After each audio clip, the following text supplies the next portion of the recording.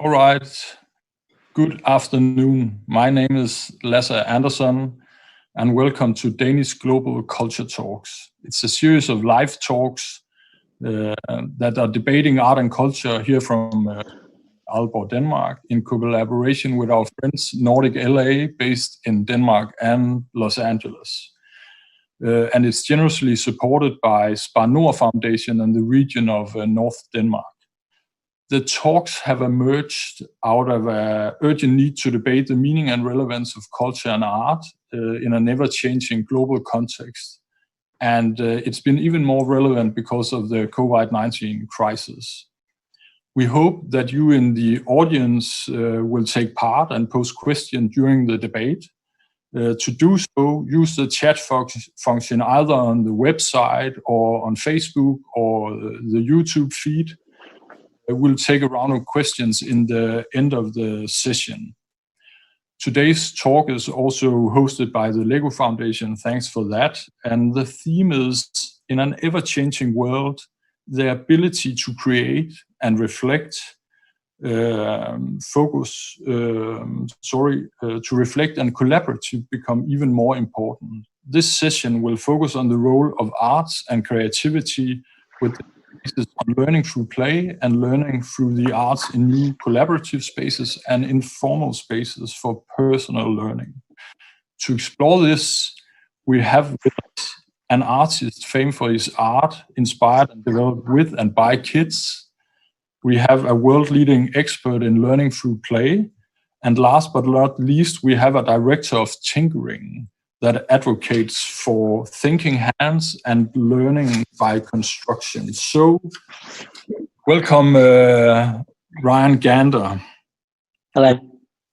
You are a British artist, established an international reputation through artworks that materialize in many different forms, ranging from sculptures, apparel, writing to architecture, painting, typefaces. As well as curating exhibition, you're also a committed educator, having taught at international art students. So welcome, and we'll have a swift tour soon, but I'll just go continue with the other guests. And welcome, Karen Wilkinson. You are director at the Tinkering Studio at the Exploratorium in San Francisco, and you have been committed to playful and inquisitive learning. You have helped and shaped the pedagogical approach of the Tinkering Studio, drawing upon deep interest in constructionism and studio thinking. And you have a background in both education and technology. And welcome to Bo Stjerne Thomsen. You are the Vice President and Chair of Learning Through Play at the LEGO Foundation. And the function of the chair is to be the expert of highest level to the executive leadership and on how children and adults learn to play and learn. So I'm so pleased to have you all here, spread around the world. That's the whole idea about the Danish Global Culture Talks. But one of the main things of this is that in this session we have either an artist, musician with us, because what we are actually debating is what we all learn and experience and get from experiencing art and culture. So, Ryan, could you give us a tour at the studio in Suffolk? Yeah. I'm going to float around. Yeah, with the high-tech Steadicam thing. It looks like I should have a cloud underneath me. So it's quite lucky that there's two things here, actually. There's three things here that relate to education, just by chance, which is lucky, that I can show you. But I was going to say to start with that I think everything is related to education, especially when we think about visual art. So, and I think maybe the worst art is the art that tries to be educational, because then it tries to tell you something and it becomes didactic. The idea of good art, like that, if I was to give it a definition, would be something that plays with risk and chance and the unknown. So, yeah, I mean, I think if you think of an interview and you think of a questionnaire, essentially the difference between those two things is one of those things, you know what you're going to get at the end of it. And the other thing, you don't know what you're going to get at the end of it. So for me, all good artwork is educational, and all good education is putting yourself in a position where you're uncomfortable and you don't know what the outcome is. And I guess the problem traditionally with, especially in the West, the Victorian models of education that we've employed and that we can't shake off is that we know where we're going. There's goals that we're told that we need to achieve, and we don't discover anything really for ourselves. That's the greatest sadness. So one of the works here, I'm going to just try and turn this around.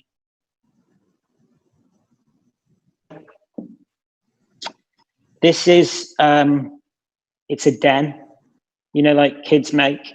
So I think in America they're called forts. But this, it's made of marble. Don't ever touch artwork. You see? And essentially, I've got 3 kids, and like all kids from all cultures, from all places, all around the world, kids make dens. And I think it's one of those innate, instinctive practices that we do. And it is ultimately play, but it's serious play because it's actually prototyping experiences. We make dens, obviously, because we need shelter, and like the things that are innate for children to do in prototyping experiences is make social systems, collect food, look for shelter, create relationships, all those things that humans need to do to survive. So when my kids make dens, which they do, in Britain we make dens usually with a sheet thrown over 2 chairs or over a table, and then we crawl inside it. Usually the kids are inside and they really think that this is a house, and they can imagine the kitchen and they can imagine the bedroom, and the grown-up that's with them, the parent or the caregiver that's with them at that time. I always find this, that when I'm in the den with my kids and they're playing, for them it's completely 100% real, but for me I'm just sitting under a sheet. And I think that's like the big difference between a child's imagination and an adult's imagination, is that they just have a more active imagination. It's better. It's better tuned, and it functions better. I think the other thing to say about these is there's quite a lot of them, because every time my kids make them, they get technically more elaborate because they're learning about architecture and structure and things. And also they get bigger because the kids are growing and the kids are getting bigger. So for me, they're like quite personal works. I mean, they go off into the world to collections and museums, but for me, it's a bit like a photo album, a family album, because they freeze moments in time of my children's development. And like, yeah, that's the great tragedy of being a parent, isn't it? That you desperately want to hold on to time that seems to slip by really quickly. And then the other thing that I was going to show you is there's a picture there. This is a work that I made in Liverpool called 5 Minds of Great Vision, and it's outside the Catholic Cathedral, which is an incredible building. And I'm from that area, so I used to like go there as a kid and as a teenager and sit on the steps with my friends. So what you're seeing in the foreground is benches that were made with kids. And the way that I made them was I built building blocks that is a dissection of the building itself, which are here. And then I gave them in workshops to a load of kids from Knotty Ash Primary School in Liverpool, local kids, and told them that we could make these really big. And they all chose to make these. I mean, they look a bit like they're actually outside, but I don't know if I should go out because the internet might cut off. Can you see them up there? Can you see them? Yeah. So I mean, all the kids made benches, which was quite interesting, but the benches seem very, let's see if I can, they look a bit like Russian constructivist benches or something, don't they? You see? Yeah, They're great. And what I like that, because when we think about public art, we think about art that is for the public. But I like the idea that we make public art and the public are given it to make. And the artist is just a facilitator in that. They just prepare a sort of, I don't know, like a set of rules or something to work within, or an impetus for it. And then the public make the work themselves. It seems like a logical way. Rather than making public art, it's like making art for the public, which is a nice way of looking at it. There is another work, but that relates to education, but it's less about children and more about my frustration with our conservative education system in art schools in Britain. Yeah. Do you want me to show you, or do you want to go on? I think we could just show us it briefly, and then we'll go on, and then we'll arrange for another debate on that and another time. It's endless. Yeah. So basically, it's in Britain we have GCSEs and we have A levels before you go to university, and the work is, it's this box on the floor. It goes near the door of a museum and it's left as if it's just abandoned. So I mean, it is a sculpture, but it's an A-level exam paper for art and design that I've written that the visitor to the museum can take away. And usually these exam papers are ridiculous because they take away any cognitive agility that the student might have and give them rules to work by, or make them, rote learning sort of strategy, where I've written it so that basically it's the hardest A-level paper that you'll ever do. And one of the questions is to write your own A-level paper. Yeah. Thanks, Ryan. Pleasure. And being the director of a museum that is also a marble palace, we at some point I have to show that then in the museum. Yeah, make a new one. Yeah. Thank you for a perfect introduction, and we'll move on. And Karen, perhaps it's also interesting. I had saying what does COVID-19 means for each of you, the guests seen from your different perspectives. But I think that perhaps it's also interesting to start off just getting an idea about what is the tinkering studio at the Exploratorium actually. Yeah, so I'll start by just sharing my screen just to give you a sense. Can you see this one? Yeah. It's perfect. So this is what the inside of the Exploratorium looks like when we're not temporarily closed. It's filled with people, lots of activity, lots of noise, and interestingly, I would say from our perspective, we're thought of as a science museum, but we value art so deeply there. The blurring of those boundary lines is something that we really strive for.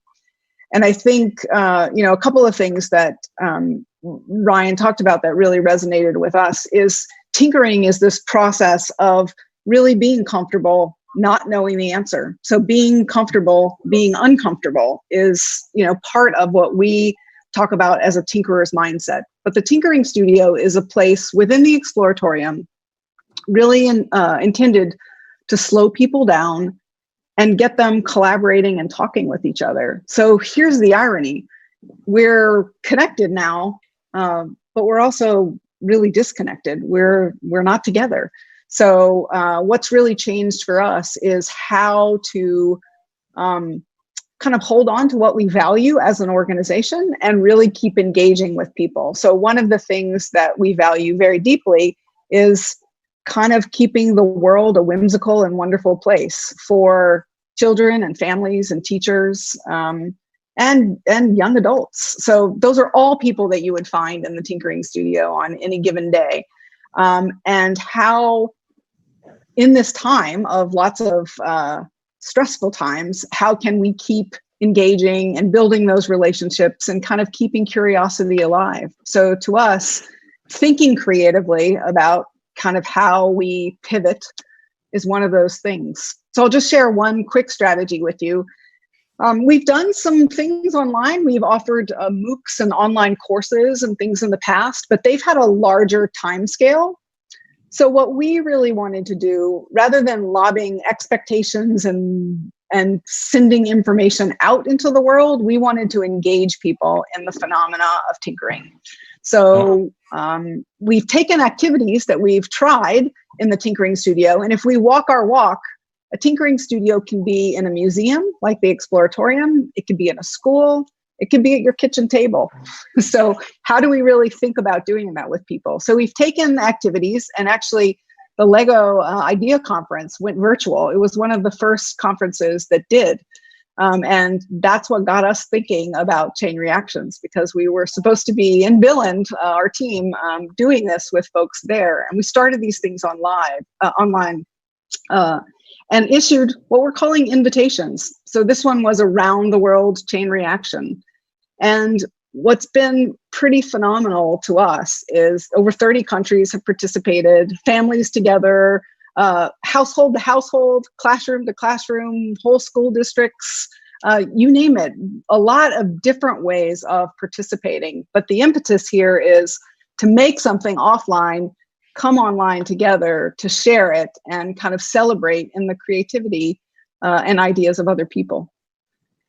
And I think the phenomena is what's the really beautiful part. Ryan also talked about the artistic process as being, not knowing where your outcome will be at the end. That's also the beautiful part of tinkering. When you engage with phenomena, these two pictures, we're looking at light and shadow, both from the museum. But that phenomena itself, that scientific phenomena, is also artistically and aesthetically stunning. And we tried to do something at home with folks. So sharing on social media, a few prompts related to light and shadow, and using the hashtag light up our days. So people are looking for and creating shadows with cell phones and flashlights, anything you can find in the kitchen cabinets, sunlight if you take it outdoors, and trying to share ideas and inspiration with other people. And the whimsical nature of what's been shared and the variety has been something that we've really particularly valued. Thank you, Karen. It's really interesting to see, and also kind of the transformation from a normal state into what is happening right now. So thank you very much. Perhaps, Bo, that's also kind of the cue. I know you will show us where you're sitting a bit later, but I could ask you what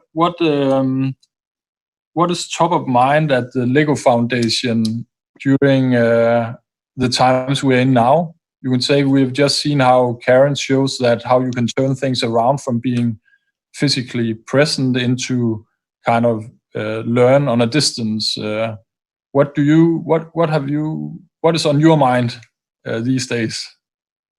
I think both Karen's examples and Ryan's also definitions of play in terms of playing with risks and taking chances into the unknown is a really good example, because Karen also mentioned our Lego Idea Conference, and the COVID-19 really started just a few weeks before we had our annual Lego Idea Conference, and it was all around creativity, where we were bringing 400 participants from more than 60 different countries to Denmark, and suddenly had to stop everything and turn it into an online conference. And that opportunity to think about uncertainty and risks, and then deal with it in creative ways, where you think about creativity as a mechanism or as a process to test and try out and deal with uncertainty, turn it into an opportunity, and then transform it into learning something new, I think is essential to what we think about as a foundation right now.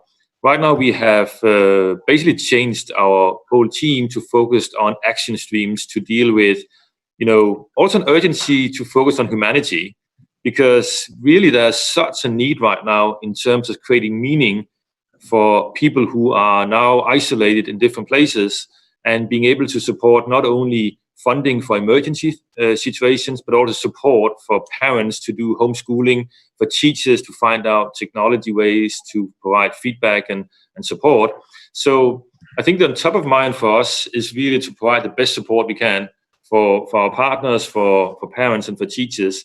And it's quite a devastating situation. And the reason being because a range of different things are staggered on top of each other. So obviously it's very different from a single child in a family where both parents lose their jobs. There's not really support from the workplace. They don't have any kind of access to materials, stimulation. They don't really have equipped with knowledge. But some other families might be stressed by just like taking on the role of education and learning, and still keeping children tied to traditional forms of learning. But it's really staggered because there's even an increase in poverty. There's increase in what we say is a learning crisis because you don't have access to what you usually have. But it's also a challenge in accessing your traditional social networks.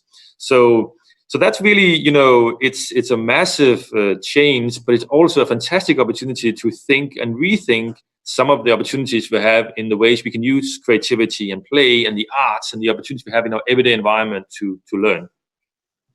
Thanks, Bo, for a really good insight. And you would say we have had this debate on everything happening around us, and you would say it's to some extent it's horrible, but we also say that we have to keep saying what is also interesting and what is happening because of all this, because we start to invent new things. But you can say actually, Ryan, Bo, he talked about how it is actually that there's a lack in terms of what the ability to do education. So my question to you, saying, how has homeschool been in the Gander family? Chaotic, which is a good thing, I think. Yeah. I mean, our household's quite creative and a little bit,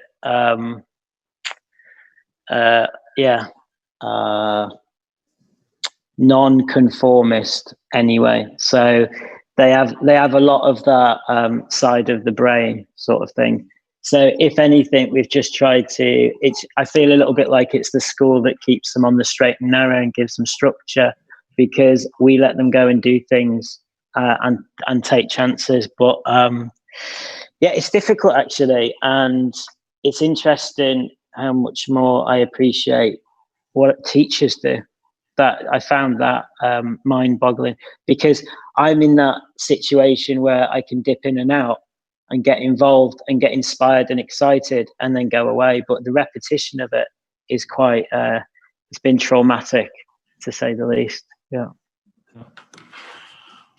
All right. Could you say, Ryan, seen from your side, from the art world or being an artist, what do you see? Do you see any interesting things kind of surfacing out of the situation we are in now? Yeah, I see artists taking control. I mean, if you think about the history of art, artists have always had control of the systems that show and distribute art, all those mechanisms. Historically, I mean, the curator is really quite a new invention. And if you think about the history of art and you think about salons and you think about art schools that were artist run and artist run spaces, in the last 2-3 decades, a lot of these things were on the slowdown and disappeared. So what I'm seeing is artists doing things for themselves, creating the platforms to disseminate and distribute the art, not just make the art. And of course, like, making the art is only 50% of the job. There's the title, the context, the place where you exhibit it, how it's unraveled, the exhibition device, targeting different types of audiences. All those things give information towards the work. That is essentially the work. So, and of course, like, in a more general thing for the whole of society, it feels like what's been happening recently is we've been living in this era of social acceleration and capitalist acceleration for so long. We're caught in the momentum of it, and it felt like we would never get out of it. And that is the thing that, I mean, the most detriment to society and to the planet and to our history, all these things, is social acceleration. And it feels like what's happened has broken that cycle a little bit, and people have been made to step outside of it and see, you know, have a detached view of themselves and see themselves in their life the way it was. And I think that sense of perspective and overview and like self-empathy is really, really healthy. I mean, I think everyone, I can feel it, that I felt like I was people call this lockdown like Groundhog Day. For me, Groundhog Day was before. I'm only just noticing now. I was just doing the same things every day. And yeah, there's loads of tragic and terrible things that have been a product of the situation we're in. But I feel totally alive, and I know that other people feel alive. It's like the closer you get to the edge or to danger, the more that you risk, and the closer you see the end somehow, the more you feel alive. Your emotion is accelerated rather than time being accelerated. Yeah. And I mean, we've lived in like time famine, haven't we, for quite a while now, where everyone's always saying, oh, I wish I had more time. I don't have enough time. Yeah. You know, if I had 10 minutes, I'd do this. And yeah, it's nice to have time. Yeah. Thanks, Ryan. I'll try to kind of just briefly sum up. And I have just one question also from the audience that I think would fit here. But I think actually things about being uncomfortable. And I really like your kind of idea about, Karen, saying, how can we be comfortable about that? I think that's quite yeah. good that way. And Bo, you mentioning, and it also builds on what Ryan said. And Bo, you also talk about uncertainty. So, and you can say perhaps you would elaborate, but Bo, just put in this question from the audience saying, on social media, many want to portray themselves in an unrealistic good light. Furthermore, there's a pressure to move quickly from education to permanent work. We find that children and adults today become more afraid of making mistakes, thereby limiting their creativity. And that could be a question for you, Bo, or for Karen. Okay. Oh, please, Karen. I think that's a good prime overview. I can follow up. No, I was going to say, I just feel like in a time like this, I think it's good for us to really question what's happening in education, and really gives parents an opportunity to look at learning in a really new way. But I think the thing that the questioner asked about mistake making, this feels like a narrative that really needs to be switched. Mistakes are not to be avoided. They're a natural part of the learning process. And that discomfort that Ryan was talking about, that leads to real learning. If you're not making a mistake, if you're sort of following along kind of with information in a rote or a didactic approach, that's really no way to learn in a meaningful way. So how can we be engaging families, especially at a time like this, to look really carefully at what they're doing with their children? We want to keep it light too. I will say, I think there's a lot of expectations and things being lobbed at families that's not so healthy. So how are the ways that we can engage, think about learning really creatively, but allow for those qualities that are real, that tinkerer's mindset that I talked about developing? What does it take to come up with an idea and bring it into a physical reality? There's a lot of tinkering in that process, no matter what the topic is or the content of the work that you're working on. It feels to me a bit like children don't mind feeling uncomfortable. It's the parents that see their children and see their behavior as illogical or strange or weird that stigmatize the kids not to do illogical and experimentative things. You see what I mean? Yeah. It feels like there must be a valve in the brain. I don't know anything about cognition or any science. I'm just making this up. But I feel like there's a valve in the brain that opens, that lets you do things that other people might think are a little bit mad and crazy because they have no logical outcome like earning money, giving you immediate gratification, preparing for the future, all these things that logically we need to do to survive. They're just done for the sake of doing. And it's fine to play because it's called play. But as soon as you start playing as an adult, if I was to wander around the studio chatting to myself about some crazy imaginary story, people would probably think that I had mental health issues. But this, it's almost like play and imagination is stigmatized in adults. That's the problem, I think. What do you say, Bo? No, I think that's generally also the perspective we see. Like what Ryan really illustrates, talking to oneself, is called self-regulation, right? That's when you have so many things to deal with and you have ideas. That's also what children do. They speak up loud to be able to express what they do and to sort their thinking. And I think what you learn from children is that kind of natural ability to call out what they see and do and express it in multiple ways. I actually been quite, surprised in many ways with the honesty that people have been leaning into online meetings and dialogues. We are basically looking into the living rooms and the bedrooms and the offices of our colleagues like every day. And suddenly there, children are peeking in and the dog is running around and so forth. And I think I've been quite impressed with that kind of honesty, even we're trying to cover our backgrounds and so forth. But I think there's a few very important things in terms of the link to arts and creativity. The fundamental shift I see right now is that for many years we have been talking about a new set of skills that are really important. Like, it's not only about knowledge and memorizing facts and being able to understand concepts. It's really about resilience, creativity, critical thinking in terms of information technology we seek. And it's about new ways of collaborating. If anything proves that there's a need for new things, new skills, and a new way of learning, I think this is really what proves that point. And as a starting point right now, arts is just the most excellent way of expressing your social emotional well-being and talk about what really concerns you, and then using creativity to come up with alternative scenarios to how you can feel a sense of belonging, how you can make sense of things, and how you can think about alternatives. So the main advice we have been doing is, like, beyond love and care and listening, which is the most important, then engage children in creative activities for them to express in words, in painting, in drawing, in music, how they feel right now, and being able to make sense of things around them. And don't start any kind of traditional learning activities which would be related to any kind of sitting still and doing drill.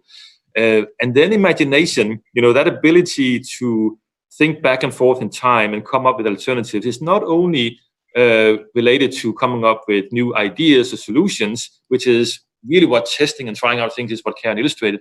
It's also thinking alternative about what you can do as a human being in a situation that's difficult, as a family, coping with this, trying out new things. So playing and arts expressions is just so much more important now than ever. And what we do emphasize is all of that is learning. Like, do not think about learning as a worksheets and reading books and sitting at school desks only. It's about physically moving around. It's touching and trying out things. It's looking at heights, like quantities and densities and counting things. It's about building a sculpture. Look how big it is, and trying to formulate with words, what does it look like? Like, how do I define a terminology and a language of what I see? So language and mathematics is all expressed in how we right now can use our arts and creativity in that. So I think it's a new way of looking at things that I hope the everyday creativity can launch that. Great. I would just say that also we say about where we are allowed to look, in people's living room, and kind of. So you can also say today we are looking at Karen sitting in Sea Ranch, which is kind of, in my terms, one of my favorite piece of architecture. And we are looking into Ryan Gander's studio that you won't do every day.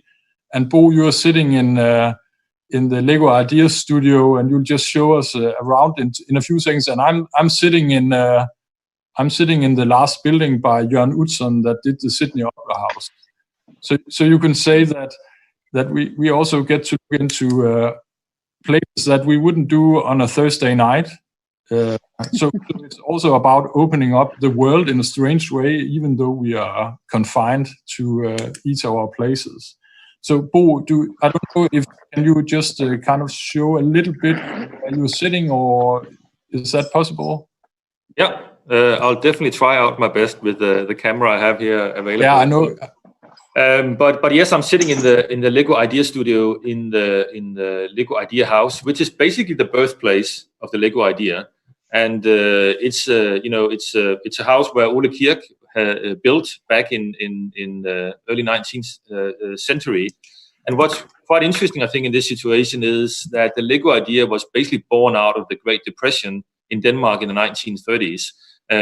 So the place we're sitting here is, the birthplace of Lego as a concept, as playing well, as an idea, which emerged during a crisis. And I'm trying to use my camera a little bit because you can't see from the outside what the house is, but you can see that I have brought a little model of it.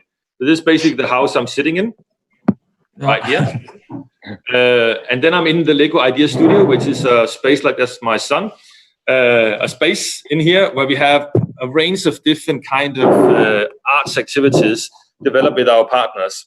So for instance, here we have different kind of tinkering activities. So this is a little similar to what Karen was showing just a minute ago. And it's basically a space that's built around the idea that you can take apart and rebuild everything in this room. So the furniture is something where you can download the drawings and then you can rebuild it yourself if you have a local manufacturer. It's co-designed with DXN, a Danish architecture company. And the Lego idea is on our wall down here. So the Lego idea basically say that you can basically build anything you can possibly imagine with Lego bricks as if they were glued, and then you can take them apart and reconfigure into a new idea. So this idea about iteration, experimentation, recombine things, and that's really how we learn. We learn by testing and trying out things, evaluating, reflecting, and creating new things. And that's really fun. It's really frustrating sometimes, it's complex, it's difficult, but it's really, really fun. And what we have around here is to test out many of these things using Lego bricks, obviously, but a range of other experiments. So right here, we have also different kinds of work with mirrors that we're testing out, like how do things distort. This is Storm, my son, distorting things with mirrors. And here we have a low-key version of Light Play, which we co-developed with Exploratorium and Reggio Emilia and the MIT. So a range of these activities are developed with our partners. So it's basically our little kind of studio where we can test and try out things. And just imagine, that this is really, back in the 1930s, where the Great Depression was here, and Ole Kirk has his carpenter shop. He had nothing else to do because no houses were built.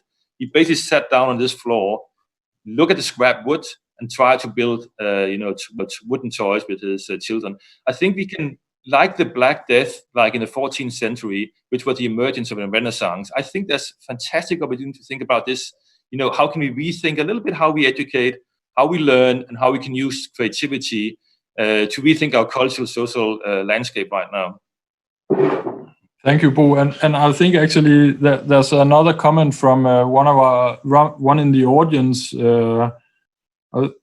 She's called Denise LeBlanc, and she's saying that it might be time to help families see and reflect on the skills they are developing, what self-directed play and learning they are engaged in, cooking, creating, hacking, and inventing around mask making, etc.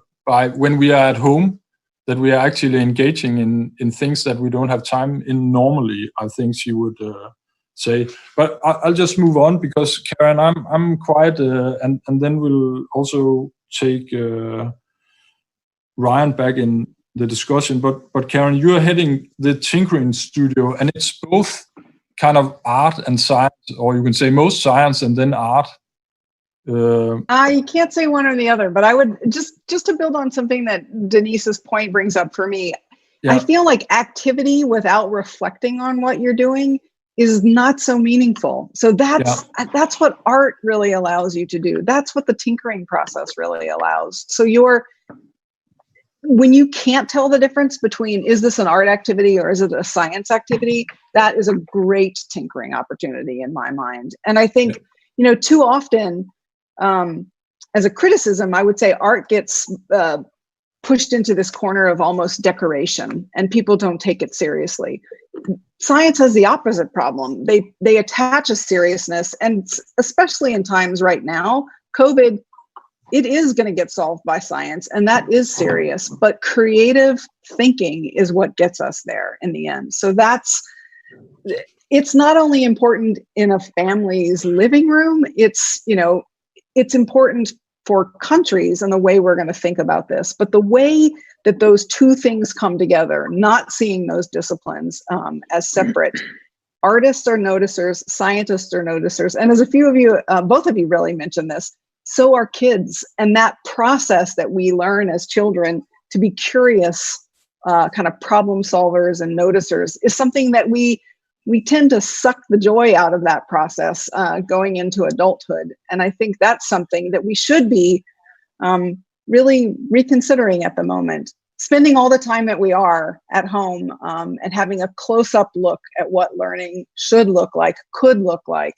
It really is time to kind of reimagine some of those things and use the technology in ways that are also creative. This allows us to connect in ways that we haven't otherwise. I mean, we were connected with families in Ecuador and Madagascar yesterday. I mean, what an amazing opportunity.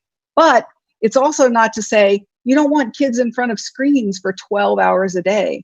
Like, that screen time should be precious. What does it allow us to do when they're spending time on screens? How to do that creatively.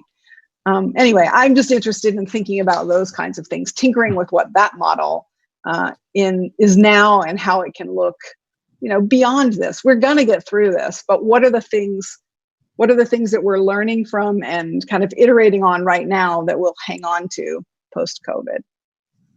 So Ryan, kind of reflecting on what Karen is doing, tinkering and actually learning kids new things in that process. You are looking at kids doing what they are. Are you actually doing the same kind of? No, of course not, because I'm a grown-up. And all grown-ups tell children to stop daydreaming. And it's funny, actually, because when you were talking before, I just remembered a couple of weeks ago, my middle daughter, Penny, she was making one of those things in the kitchen that kids make where they get a bowl and they put some pasta in and some cornflakes and then some silver cake decorations, and they mix it all up. Then they put some milk in and they make a big mess that you can't eat. And I said to her, "What are you doing? That's ridiculous. You're wasting food." And what's interesting about that is that I should have known better than to say that to her, because although I knew she was making a mess, she didn't know the outcome was going to be that mess. But the other thing that it tells me is that I have a lot to learn as well. And I think that's a healthy perspective, that there's too many grown-ups who feel like they've learned things and those things will stand the test of time and they don't need to learn anything else. But as we've seen from the last few months, the world changes around us incredibly quickly, and we need to relearn every day, because the things that we once learned at school, they don't mean anything anymore. So I think that maybe we're looking in the wrong place. Maybe we shouldn't be trying to educate children. Maybe we should be trying to change the mindset of the grown-ups to be a little bit more, well, to encourage lifelong learning and not have adults be ashamed of the fact that they're learning. I mean, I think adults feel like learning suggests you don't know and therefore it's a failure. So there's something in this whole cycle about adults learning, not children learning. So, Bo, so we should skip learning kids new things, just unteach all the grown-ups what they learned in the past. Well, I think what we have seen is that adults have a ton of things they can learn from children. particularly how effective children actually are in learning new things. Like imagine how fast they learn to walk and talk without now before they get to school, and the reflective questions they have. But also, adults also have certain kind of reflections and attention and thoughtfulness. So we usually, observe in which way there can be quite a good dialogue and between adults and children. But one of the interesting things, actually, speaking about what Ryan was saying, like beyond, playful parents or parents who can take risks and who understand uncertainty also are better able to support children in dealing with uncertainty and coping. So there's a natural kind of ability or relationship between parents and children, adults and children. But what has been seen, one of the only ways to increase flexibility in thinking of adults is to have them observe children. And there's some really good studies from science centers coming right recently from one of my colleagues, Garrett Yeager, who have studied things like that, what was being done at the Exploratorium and Karen's work here, like in science centers when adults observe children testing and trying out things without having like assumptions of what the outcome necessarily might be, they also get with that flow and deal more cognitive flexible with solutions. So I think in terms of dealing with flexibility and thinking out of the box, adults certainly can learn and from children. And I think I've observed that with my own children right now, spending even more time at home. Like if you actually deal a little bit with uncertainty and just say, well, actually, I don't know how we do this. Like I don't really know what we're going to have for dinner. I don't really know what we have and what we can do. They actually usually go in with a mindset to, well, maybe we could try this. They really want to help. They really want to figure things out. And that's a great learning opportunity and a collaborative opportunity to do things together. So that honesty is a really nice starting point.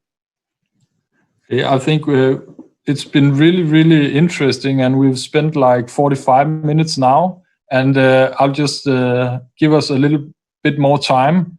And I think actually we have one from the audience, because of course I'll sum up and say all the good things in the end. But that's a good question, saying that so kind of the last thing from each of you, and perhaps you first, Karen, what do you hope that people will continue to do post-COVID? Something that you have seen, like... Yeah. I think the sort of reimagining and reconsidering what learning looks like because of this close-up perspective we have right now. I hope that's something that will carry forward. I think it really is about learning together. As Bo was talking about, like, think about the message this sends to your children, having them hear you make a mistake and be okay with it, playfully figure out what to do next. I mean, those are things... they sound frivolous. They're really not. There's a basic humanity around all of this. So not only the way we connect to each other and our families and the people who are close to us, but realizing that we're all in this together. This isn't an isolated thing. And to how to think about parenting, schooling, day-to-day work. And I think, from a museum perspective, there's a lot to learn there and there's a lot to share there, but it's ultimately relationships and kind of making that creative and playful spark be a natural part of the way people grow together in and out of school. Thanks, Karen. And Ryan, what do you say from Suffolk? I think this is... my brother sent me a message the other night and he said that this could be the second Enlightenment. And I thought that was such an amazing observation, because I was thinking of this as the biggest human lesson in humility. Because for so long we've thought that we are so important and so powerful, and that this planet that we're on and the animals that are on it and everything else the stuff we don't know, we thought we knew. And yeah, I feel humbled. So I hope that people go away and they remember how tiny we are, and also remember that this is probably like, that they should embrace the small things. It feels like the era of small things, and small, I started to realize how important small things are, like cooking dinner. what an adventure cooking dinner with the kids could be, or trying to buy chickens when you're not allowed to go out. Everything's a challenge. Thanks, Ryan. And Bo, what do you say? Just building on this also, I think that everyday perspective has been really, really revealing. But most important for us, the skills that are really needed to be dealing with society and work life is really about creativity now, and critical thinking and new ways of collaboration. So we can really move towards a different dialogue. It's not only about knowledge and knowing things. I think that's a really eye opener, I hope, for many. And then that happens between schools and homes. We're not sending our children to schools to learn everything in this world. Actually, there's so much meaning making and belonging and materials and thoughtfulness and caring at the home, which is about learning and playing. And schools and homes can make that a collaboration, instead of thinking about the dichotomies between home and school and play and learning and arts and education. Thanks to all of you. It's really, really been interesting. And I promise to invite you all to Aalborg, the museum, when it's possible to meet again at some point. I would just say that you can say one of the reasons why we had these talks, that I were looking at the curriculum when everything went online in middle of March in Denmark. Then all creative artistic curriculum were kind of closed. So you could say that in the Danish kind of context. So, and I think that kind of tinkering and what Bo is doing and what Ryan is also doing, that's about kind of creating also the informal spaces for learning. And that's where kind of all creativity moved. It's like the cultural institution, or it's like in each personal homes and these kind of things. And we cherish it when we talk with politicians, but when we are in a crisis, there's a chance that we forget. So that's also why we have these talks, kind of reminding us also when we are opening up that we have to stick to this. And people are really doing so great things. Ryan, I really love the marble tent and how it's you just sitting under a blanket and your girls just in another world, and Karen also seeing what you're doing. And Bo, I have to visit the Lego Ideas house. I haven't been there yet. You're very welcome. Yeah, I'll come back.